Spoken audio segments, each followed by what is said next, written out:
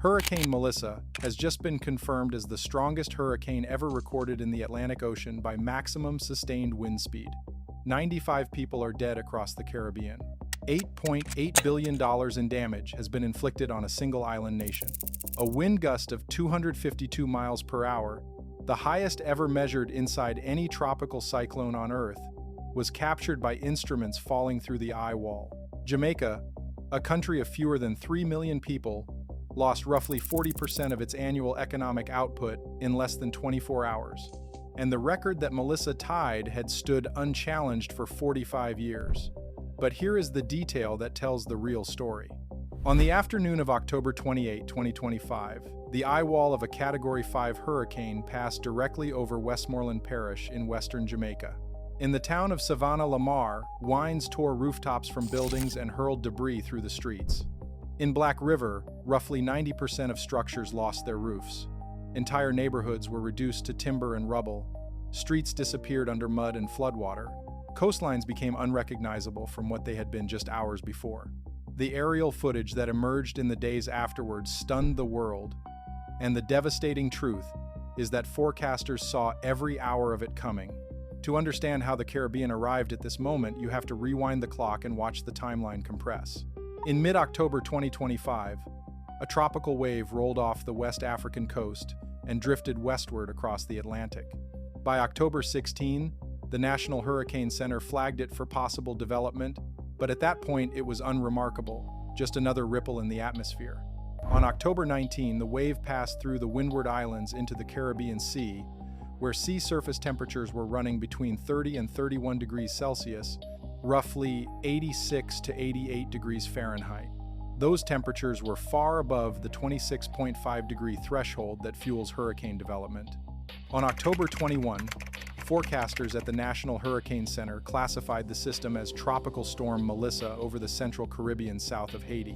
Winds were barely above tropical storm strength. The storm was weak, disorganized, and meandering through the central Caribbean at barely 3 miles per hour. On October 25, Melissa crossed the hurricane threshold and began what meteorologists call rapid intensification. In just 24 hours, the storm's winds surged from 70 miles per hour to 130 miles per hour, a rate that would have been extraordinary for any Atlantic hurricane. Melissa reached major hurricane strength on October 26.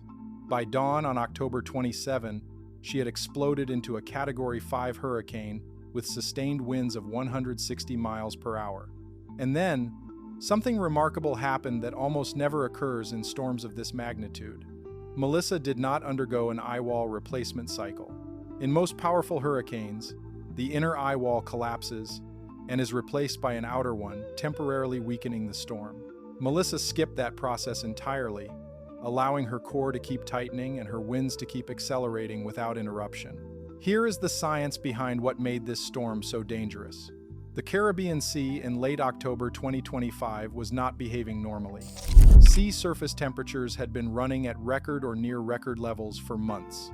2 rapid attribution studies conducted after the storm found that the extreme ocean warmth was between 500 and 900 times more likely because of human-caused climate change. That superheated water acted as rocket fuel. It fed moisture and energy into the base of the storm at a rate that overwhelmed every historical comparison. The warmer the water, the lower the central pressure can fall, and the faster the winds can spin. Melissa exploited every degree. At 1200 hours Coordinated Universal Time on October 28, Melissa reached her absolute peak. Sustained winds hit 190 miles per hour. Central pressure bottomed out at 892 millibars. That wind speed tied Hurricane Allen from 1980 for the highest maximum sustained winds ever recorded in the Atlantic Basin. That pressure reading tied the 1935 Labor Day hurricane for the 3rd lowest central pressure in Atlantic history, behind only Hurricane Wilma at 882 millibars in 2005 and Hurricane Gilbert at 888 millibars in 1988. During that same window, a Dropsonde, an instrument package released from a Hurricane Hunter aircraft, recorded a wind gust of 252 miles per hour at an altitude of roughly 200 meters. That single measurement shattered the previous global record of 248 miles per hour set inside Super Typhoon Megi in 2010. No instrument on Earth had ever captured a faster wind inside a tropical cyclone. But the numbers alone do not capture what happened next on the ground. At 1725 Coordinated Universal Time on October 28, Hurricane Melissa made landfall near the town of New Hope in Westmoreland Parish, Jamaica. Sustained winds at landfall were 185 miles per hour with a central pressure of 897 millibars. That made Melissa the strongest hurricane ever to strike Jamaica in recorded history, far exceeding Hurricane Gilbert, which had hit as a Category 3 in 1988. It also tied the 1935 Labor Day hurricane and Hurricane Dorian in 2019 for the strongest landfalling hurricane anywhere in the Atlantic Basin by wind speed. Westmoreland and St. Elizabeth parishes took the direct hit from the eye wall. Aerial imagery captured in the days that followed showed near total structural devastation. The World Bank estimated that 116,000 structures across Jamaica were severely damaged or destroyed. Over 25,000 people were packed into shelters on the first night, with more arriving throughout the following day. Entire farming communities in St. Elizabeth, known as Jamaica's breadbasket, were wiped from the landscape. Jamaica's Agriculture Ministry reported more than 40,000 hectares of farmland damaged and 1.25 million animals lost. The storm did not stop at Jamaica. After crossing the island's mountainous interior, Melissa weakened but remained a formidable hurricane. At 7:10 Coordinated Universal Time on October 29, the storm made landfall in eastern Cuba, approximately 20 miles east of Chivirico in Santiago de Cuba province. Winds were still at Category 3 strength, 115 miles per hour. Cuba had already evacuated 735,000 people from its eastern provinces in one of the largest mass evacuations in the country's history. That decision almost certainly saved thousands of lives. Cuba reported only one death from the storm. But in Haiti, a country that did not receive a direct hit, the outer rain bands told a different story. Melissa's circulation was so enormous that tropical storm-force winds extended nearly 200 miles from its center. Heavy rainfall pounded southern Haiti for days before and during the storm's passage. In the coastal town of Petite Gove, the La Digue River burst its banks and swallowed entire neighborhoods without warning. Over 160 homes were damaged and 80 others completely destroyed by the flooding in that town alone. 20 people died in that single event, including 10 children. More than 1,700 Haitians remained in emergency shelters weeks after the storm. A father named Stephen Guadard told the Associated Press that the storm killed his entire family, 4 children, the youngest just 1 month old. The World Food Program noted that 10 million people across Haiti, Jamaica, and the Dominican Republic had already been food insecure before the storm devastated the region's crops and farmland.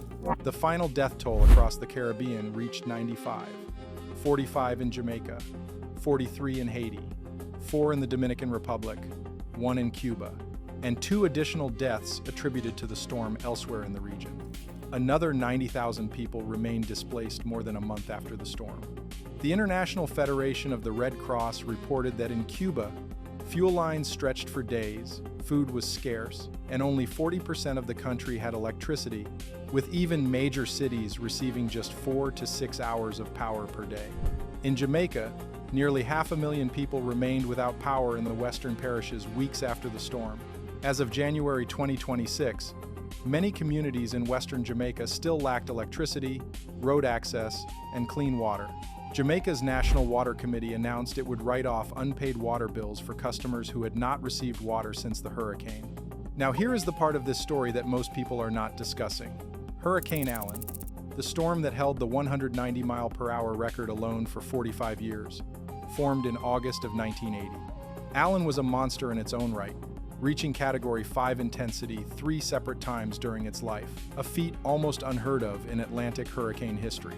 Allen's peak came in the Yucatan Strait on August 7, 1980, with 190-mile-per-hour winds and a central pressure of 899 millibars. It eventually made landfall near Brownsville, Texas, as a weakened Category 3 hurricane. That storm killed over 270 people across the Caribbean, with the heaviest losses in Haiti, and caused $1.57 billion in damage, equivalent to roughly $6 billion in today's currency.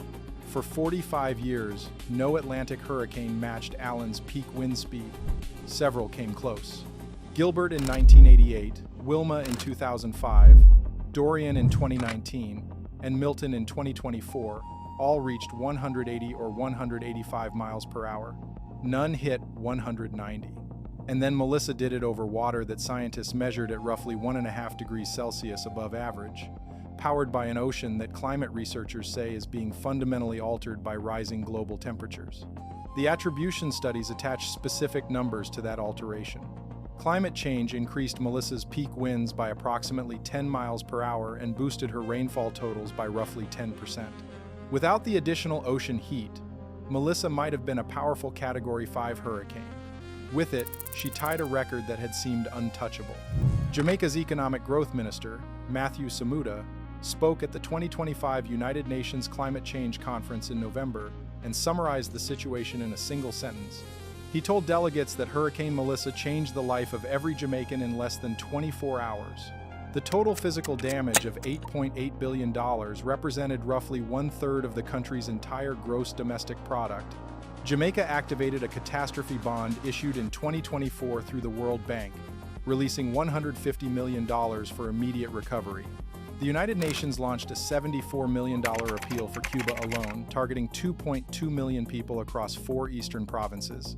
And the question that lingers over every Caribbean nation is not whether another storm like Melissa will form. The question is when. The ocean temperatures that fed Melissa are not anomalies. They are becoming the baseline. The conditions that allowed a disorganized tropical wave to become the strongest Atlantic hurricane by wind speed in recorded history existed for weeks before the storm even formed. They will exist again. And the next island in the path may not have 48 hours of warning. It may not have a catastrophe bond. It may not have 735,000 people already evacuated. In October 2025, Jamaica absorbed the full force of a storm that rewrote the record books and survived. The question no forecaster can answer is what happens when the next storm does not just tie the record but breaks it.